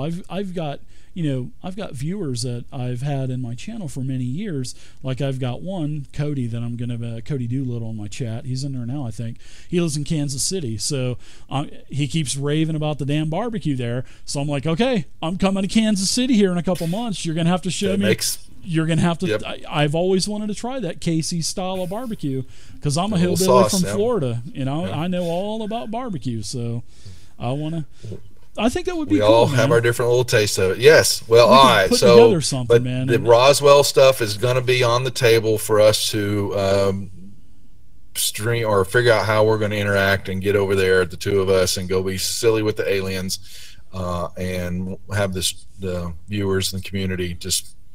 We'll have to do a live stream from our phones at the alien diner that they have there on Main Street. We got to do it. We got to set it up. I'm totally up for it. I've been dying, but it's just we had property and my parents lived up in Colorado, so I would every year, made several times, to go fishing all the time up through Amarillo, and then you shoot on up to Colorado. But the drive from where to get there, Roswell, for me, that's an 8.5. It's easily, without breaking a sweat, just through the barren Panhandle, and then on down to Midland, because I lived in Midland for six months. That's when we're talking about. That's when I got introduced to D&D, and so out there in the old Panhandle, it's just nothing to see. So it's just it's not a very pretty drive, but it sort takes of like the drive from San Antonio to El Paso, basically. Yeah, there you go, same thing. Well, but you went through some of the mountain ranges. You got a little bit of taste. I got to see all the Mesa Desert. Texas. Yeah. It was beautiful. But there was just nothing. And my GPS was wrong, so I almost ran out of freaking gas. My gas light was on for 20 miles, and I knew I was on fumes, man. Sucking fumes. Huh? I finally made it to one place that was. I'm like, okay, so it's showing me there's a gas station here, but like the other two exits that were 20 miles apart, I'm not going to find anything here. But when I pulled in, lo and behold, there was one gas pump sitting in the middle of the frickin' desert with a porta potty and one little trailer that was probably a 10 by 20 foot long trailer that had a couple of vending machines inside. And when I got there, the sun was going down and it said be back in 1 hour. I was like, are you kidding me? So here I'm like trying to find my 9mm. I'm fixing to camp out for the night because I waited for an hour and a half and there was nobody there. Nobody came back. So I'm thinking this is going to get X-Files on me, and I'm fixing to be abducted in the middle of the Texas desert. So I'm trying to find my 9mm. It's getting cold. It's starting to snow again. So I had blankets, and here I got I'm layering like shirts and pants on as blankets out of my duffel bag. Oh my gosh, it was crazy. And then all of a sudden, this like 1950s pickup truck just came out of the desert. I'm not kidding. There was not even a goddamn road past the gas station, and this old truck came up with this old Mexican woman, and she said, "Oh, I saw your headlights from my house." And I'm thinking, I'm looking around, I don't see any lights on. I see nothing but darkness, and I'm going, holy crap, this lady lives out in the desert probably, and she saw my lights. So thankfully, and then when she turned the gas pump on, it was like $5.50 a gallon. So I'm thinking, God, talk about gouging, but I didn't give a shit. I just needed to get out of there. So it was like $60 to fill up my Scion. I have a Scion XB, and it was like $60. I gave the lady $20. I said, mucho gracias for coming here. She couldn't even barely understand me. I couldn't understand her. But I gave her $20 extra, and I said, muchas gracias for coming here, because I didn't want to get abducted by aliens. Muchas gracias. That's my hillbilly. Muchas gracias, señorita. Oh, that's funny though. Well, that's welcome to Texas, baby. There you go. Man. So we do it big here. Everybody keeps asking me why I moved to El Paso, though. It's all about cost of living for me. I mean, it's a beautiful city. It's the second largest city in Texas, like the 14th or 15th largest city in the U.S. I mean, hell, everything's here. I mean, I've been to Whataburger for the first time. I've been to Jack in the Box. Well, I haven't been to Jack in the Box, but I've seen Jack in the Box. But I haven't been there yet. Whataburger's where it's at, baby. Oh, my gosh, dude. I had a Whataburger today, the first time in 2 months that I've had fast food. Dude, I got a double Whataburger. That was $6. They charge you for cheese, which I'm not used to that. Usually, when you order a burger in Florida, it comes with cheese, but I had to pay an extra $1 for 2 pieces of cheese. But you got to ask for it here in Texas. Yes, dude, you do. And like your sweet tea. You go into a place, I'm like, sweet tea? And then they're like, you mean tea? I'm like, sweet tea? They're like, tea? Put sugar in it. So in Texas, you got to put your sugar in there. More and more coming around to offering sweet tea. You know, that's kind of rare. It's what's what I'm looking for. It's unique still here in Texas, but it's happening more because of all the groups that are coming from both coasts, moving here, just like you're doing. And they're bringing those ideas and those lifestyles with them. Sweet tea was never around here. That was always a Southern thing. But it has slowly made its way into the culture here in Texas. There's no doubt about that. So you know where I'm now going I have next to stipulate I want unsweet. Where's that? Yeah. We have in El Paso, we have Bacon Fest. So I'm going to Bacon Fest 2018, a month from I think it's April 16th to 18th, and it's free to go, and it's nothing but bacon, dude. And I'm gonna go. And I'm not a big bacon fan. I'm more of like a sausage link or a sausage patty kind of guy. But I'm going to Bacon Fest. I mean, folks, say bye to Dave. Yeah, I mean, he's gonna have a coronary. My neck is just gonna explode. And I've done so good. I mean, I've lost quite a bit of weight in the last couple months, and you know, today is the first time that I've ate fast food. But I mean, I really don't. I did. Well, I guess maybe I cheated. Last week I went to Usually every week I treat myself to go out because I've done so good eating nothing but like chicken and fish and rice and stuff here. I went to Peter Piper Pizza last week. They had like a buffet. It said big letters buffet. I'm like, okay, I'm there. So, oh my gosh, man, the pizza there was so good. But I mean, I bought something Peter Piper when I first moved here too, because my landlord raved that Peter Piper was That's the best. funny. Oh yeah. I'm looking at your chat and all that. People are questioning the sweet tea and all that. That's kind of funny. Yeah, So it depends I on where see you that. live and where it comes in. But was it Bonk?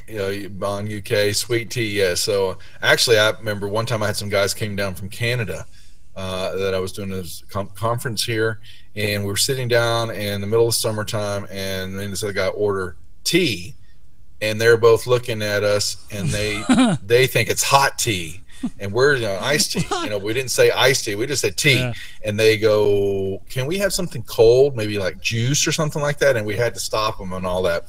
So, yes, it depends on where you're at, what you consider. But, sweet tea for me is always considered. I was born and raised in Alabama, so it was a Southern thing. I'm sure it's everywhere, other places too. But in Texas, it's really not that popular. It wasn't that popular. So, was there any other were we taking any questions, or are we anything that was anybody going to ask anything? Or we? No, I think we should take a couple of questions if you want to. I mean, we don't have church tomorrow, so let's do it. Ask now, chat. If you guys got any questions, ask away. Hello, Dallas Play. I'm a Capel man myself, so I'm a Dallas boy. And I'm going to do a plug too. If anybody's living in El Paso and they want to play in an around the table game, let me know. And we'll talk and see if you'll fit in, and we'll play some around the table D&D. Or if you're in like Dallas and you're willing to drive 10 hours every couple of weeks or so, one night we're going to meet twice a week. One night we're going to play board games, and the other night we're going to play D&D. Miniatures, tiles. Everybody gets a character folio. But you're not planning on streaming that. You're just keeping that just to yourself, just a regular game, right? Yeah, I'm gonna. It's gonna be private, but I'm gonna be taking pictures, and I'm gonna do like a blog or something about it, and talk about the game and stuff. Zovia's throwing out the. There we go. She's been quiet the whole time, Duffs, but of course, when questions come up, here we go. She's got these crazy. I got to get over to her Patreon. I promise. I've been meaning to do that for quite a while for her because everybody loves their maps, and I keep hearing about it. So the money's gonna flow your way. The channel. Yeah, she's got some awesome maps, man. Yeah, she does. Yep. Any chance to look at that table? Keebri says that he's moving there tomorrow, Dave, just to play a game with me. So, nice, Keebri.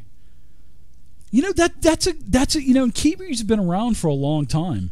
Is Keebri Oakbright? That's my resident EverQuest player. I've been calling him or her that for years. But is Keebri Oakbright? Is that a male or a female name? I mean, you know what I mean? I don't know if Keebri is a male or a female. That's a question that I've always wanted to ask, but I just never did. I think I'm sorry, Mai. I didn't. Is it okay? I just saw Mai post. Mai has a Patreon too. She's been involved with the community and plays in a couple of games for me. But she's been making maps and has thrown a couple out there. So put the link in chat if you can. Let me pull up why Mai send it. If you can post it there. Yeah, if you want to give me the link, I'll grab it. Can you give me the link? Yeah, I'm gonna post it 1 second. Tighten up over there, Duffs. Tighten up. I'm getting ready to. You want the Patreon or the Google Drive? Well, so I'm gonna give her a Patreon. Give the Patreon, and Zovia put yours in there too, please. See, it deleted it, Dave. Doesn't like me. Let's do an allow. Let's hold on 1 second. Thanks, Dave. I thought we were friends here. I knew that was going to happen, but I did that anyway. I'm trying to pass it along. There it goes. Its message was not. Oh my God! It's. I think I'm spamming your deal. 1 second. Let's see. Yes. Devil Dog. Any other questions? Yeah, let's see. Zovi What's asks Dog want? if He's creating trouble all the time. if space time is a thing and all of space exists at once, does all of time exist at once? I would say yes. And in fact, Neil Negracio would probably be the one to ask because he's our resident not our philosopher. No, he's our astronomer. Yeah, astronomer of space. Yeah. Neil deGrasse Tyson. The black guy that has Star Talk on Sundays. That guy's got he's got his shit going on. So let's see. Yes, he does. Devil Dog asks, did you get a chance to look at that table I whispered at you? Can you send it to me again, Devil Dog? Because I lost a lot of mails and stuff when I kind of switched everything over. So yes, please send that to me again. Let's see. I'm going to give your link keeps deleting, so I'm sending it to you in Discord. Post it up. Make yourself useful. Dave. I will.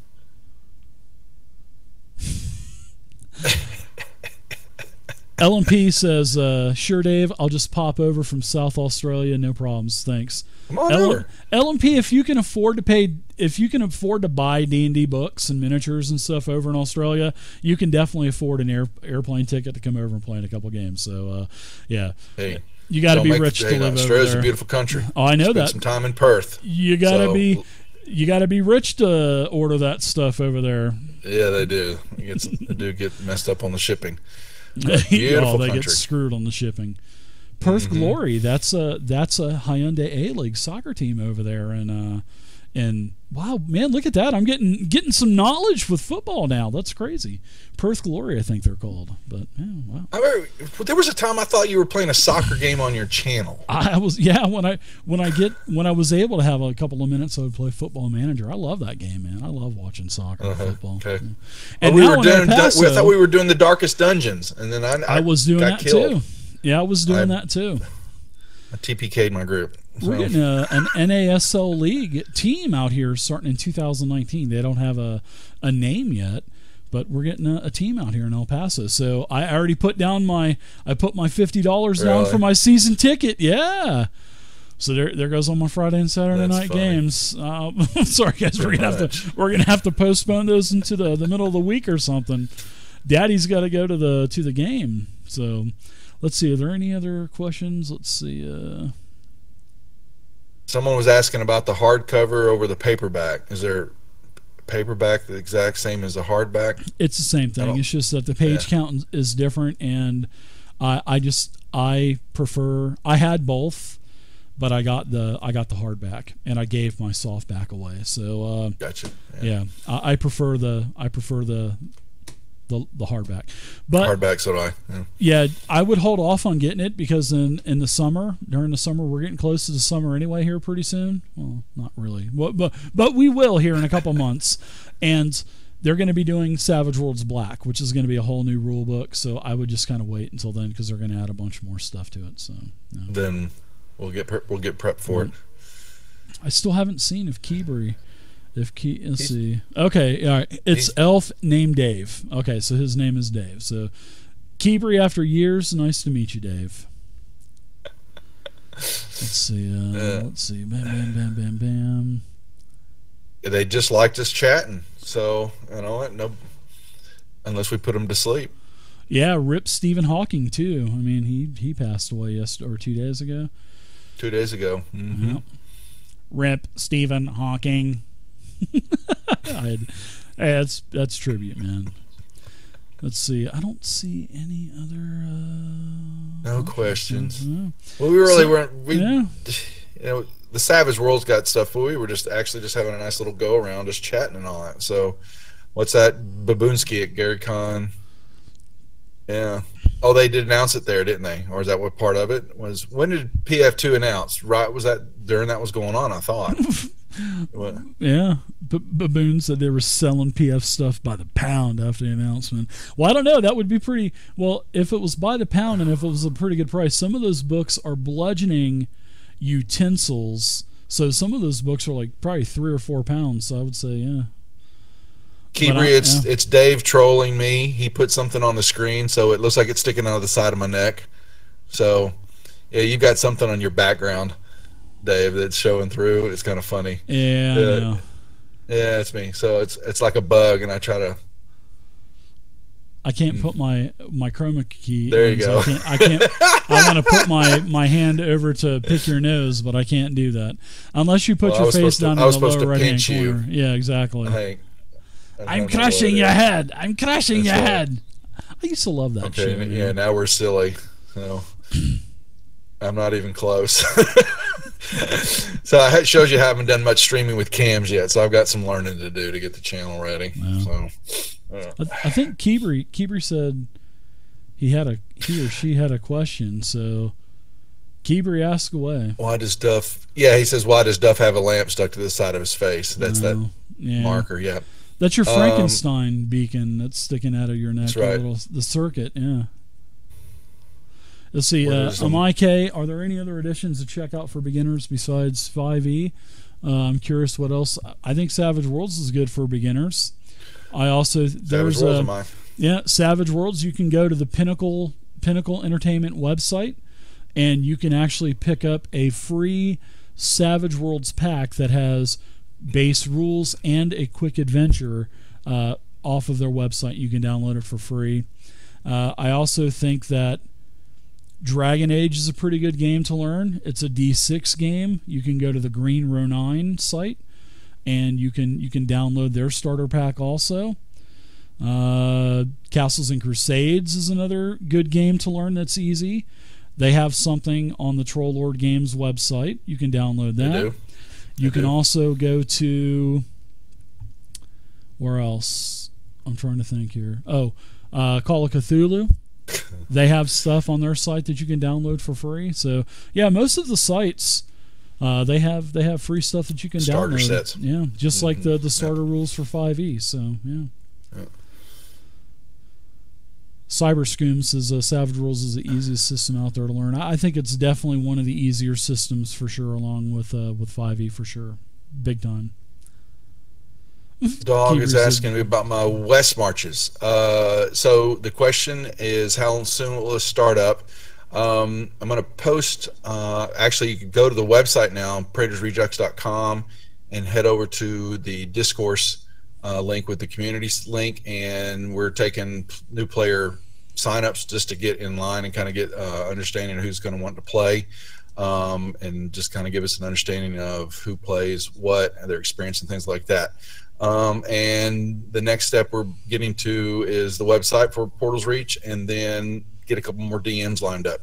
So we're talking within the month. It'd definitely be before summer starts, but at praetorsrejects.com, you can head over to the Discord site there, and actually there's a new player little sign up area to put your information in to get in the queue to get set up to spin up characters in Fantasy Grounds, because almost all the games, pretty much right at the start, all the games will be Fantasy Grounds based. They all won't be streamed though, but we will be playing that way because we can track the character files, uploading them to the server after every game so we know who's what, and being that way. So yeah, head on over to the website and you can get just sign up, get your name in the line there so we can get back in touch with you, and we'll start doing it that way. Yep. Nice. Nice. It is Green Row 9 Publishing. LMP said Green Row 9 LOL. Actually, I had Chris Pramus in one of my games. He's the founder and president of, he's done a lot of work on 3.5, and he was one of the creators of 3.5 at WotC. He was in one of my games a couple years back, LMP, and I asked him offline. I said, is it Green Ronin or is it Green Row 9? And he said, it is Green Row 9 Publishing. So there you go. That's from the horse's mouth. LMP. Keebrey, any plans to run more Starfinder games, Dave? Yes, I believe that the Saturday night game is leaning towards Starfinder after we get done with Lost Mine of Fandelver. I do believe the Saturday game is kind of moving towards that. As for the Friday game, I'm not too sure, because we're still probably about another month and a half, 2 months away from a great stopping point. So I think, I think we'll do some type of quantum leap type of move for that game on Friday night. We'll keep the same characters. We'll keep Omi Barton. We'll keep Shen the Finn. and we'll do something. Maybe, I don't think any of them are in chat, so maybe 50 Fathoms. Because I know Shen, he was in the Navy for many years in real life. His character is naval based. He's a ship captain. So I think introducing 50 Fathoms and him, as all of a sudden they just go through this portal, and then all of a sudden they are in the world of Charybdis in 50 Fathoms, and he's the captain of the ship in the middle of a damn storm. I think that would be awesome to start 50 Fathoms that way. How does 404 get over then? 404, the robot, and that it that game I actually had to cancel. That was a really? Sci-Fi Okay, game. I missed that. Yeah, okay, that was sorry. that's okay. That was the other game on Saturday night. I had 2 games on Saturday night. Okay. And I had to cut one, and then I had to cut one of the Friday night games too, because I had 2 that would kind of run opposite of each other. So yeah. So I think I think the Friday game is going to be more Quantum Leap. So I think they'll be the same characters. So you still will see Omi from Tomb of Annihilation. You'll still see Shen. You'll still see Darg. You'll see, our 2 new players. I think we'll do Quantum Leap Savage Worlds with that game. We'll do some 50 Fathoms. Maybe we'll end up in Nazi Germany or Nazi-controlled Europe in the 40s. Do some weird wars. You know what I mean? Maybe put them in West Africa and do some Solomon Kane. We'll just do some time warping all over the place. So yeah, it's awesome. So cool. But I think Very the Saturday game, they're the ones that's going to do Starfinder and probably transition into Pathfinder 2e too. So, but we need to come back eventually and do the last chapter of Ghost of Dragonspear Castle, because at the end of chapter 3, there's like a full year or 2 year span of time that passes before the next thing happens. So they'll be all over the place. 2 years will go by as them doing other games. So yeah, I talked to you about that because I wanted to do that conversion on that module too and try something like that because that looked interesting, and I've watched several of your streams on that, and that it's not played a lot, not seen a lot, but I know you put a lot of work into that, and I was like, oh, well, once again, where am I going to get the time to do the conversion on that whole thing? Yeah, it's time consuming. But the good thing about it is once you do it though, Duffs, as long as you save it and back it up in a couple places, you'll have it forever. And all you have to do is revert it and start over with a new group, and good times. Very much so. Yep. All right, man. Well, I'm gonna let you go. We've been going for over 2 hours, so all right. It's been fun, man. I do appreciate it. Thank you all to everybody that was watching out there. Appreciate it. Yep. We'll do it again soon, Dave. And well, next time it could be Roswell, so watch out. Yeah, it could be. And we are definitely going to Roswell, that's for sure. And we will definitely be doing some streaming from probably the museum. Hell, maybe we'll even go out to Area 51, and if we can get any kind of internet access out there with our phones or connection, we'll do something out there and get arrested. It could be an abduction. Yeah, you never know, abduction, and we'll film the very first live one ever on Twitch. Known. Oh, that would be That's huge ratings, dude. That would be live on Twitch, and then we'll do the alien autopsy too. I'll bring my 9mm and my AR-15. So you live in Texas, I'm sure you probably got guns too. So bring them. We're going to Area 51 in Roswell. That's funny. That's funny. Yes, it is. Why don't you tell everybody how to get a hold of you, man? Give everybody your social media. Thank you. Yes. So on Twitch TV, yes, a stream on the Praetors Rejects channel. Same thing for Twitter. Same thing for YouTube. And like I said, the website now, praetorsrejects.com. You'll be able to find more information out there. And we have a Discord server that I spun up that's going to be our new forum-based software to use for discussion stuff. I like the Discord server and the way you can chat and all that, but I want to be able to track more things, a little bit more business-like, and so we've got the community server out there. And yeah, I'm streaming Monday, Tuesdays, Thursdays, and Saturdays right now, and we'll be doing the West Marches here within another month, and there's a couple more DMs that are going to be coming onto the channel and playing games in different time zones, and actually I think we've got one in Japan, and we're looking for someone that's going to be doing it over in the UK, so we can get some other timing and more games on the channel. But yes, praetorsrejects.com. Awesome, man. Well, it's been nice really having you, man. I totally appreciate it. Thoroughly enjoyed it. We'll definitely do it again. We're gonna do it live from Roswell with the aliens as well. Maybe we'll cosplay it a little bit, and that would be pretty crazy. I think we'd get a lot of weird looks. But I was reading Praetors, or Duffs. I'm sorry. Duffs, yeah. I think I read that Roswell has one of the highest murder capitas in the world. Roswell for gang violence. So if we go in there cosplaying like a couple of kooky aliens, I think things could go pretty south for us rather quickly. The autopsy might be on us. Okay. Yeah. So, well, I would like to make one announcement. So I have opened up my Discord server to public access for the general discussion chat. So if you guys would like to join my Discord server for general chat, it's all text, I'd more than happy like to have you in the community. You guys can join up. And all of my patrons, why is there no voice? Well, I give the voice to my patrons, so they have all of the voice and stuff like that. But that's cool. I think a great community can still be made with a text-based type of chat. So if my moderators could put a couple of permanent links in there and to be able to join the Discord server, you can join it set up. You can just join right away and start chatting. So, and there's all kinds of, I've got a MeBot in there where you can get experience for chatting and different levels, and see if you can beat Banach, our resident chat whore. That's number one. I should be number one. It's my server, damn it. I need to modify those numbers, I think, Duffs. I think that's what I'm going to have to do. But Banach, thank you so much, Xavier. So if you guys could put a couple of the links into the chat, that would be great. And in fact, I can do that as well. I will go ahead and generate a, let's see if I can just move this out of the way. I don't think I can. Yeah, I can. So let's make this permanent. Thank you, Banach.